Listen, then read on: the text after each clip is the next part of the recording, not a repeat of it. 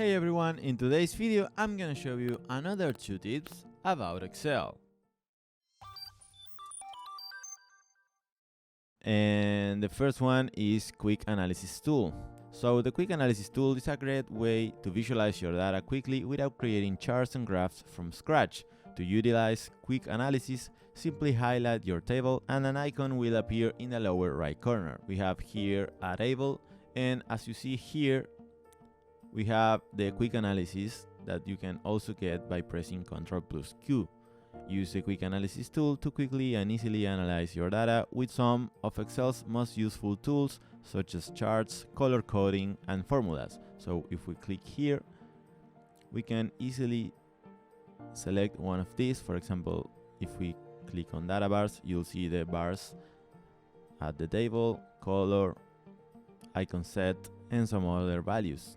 Also in charts, some graphics, we have also totals,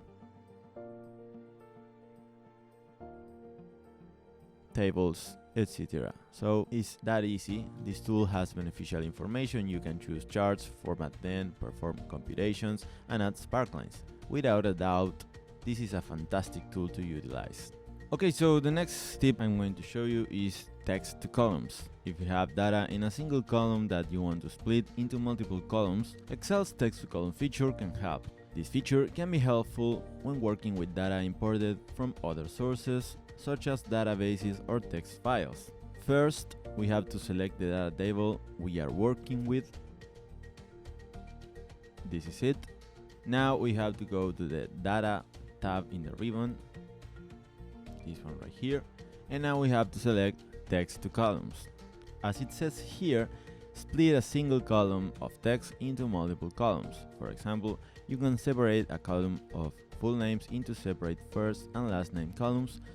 You can choose how to split it up, fixed width, or split at each comma, period, or other character.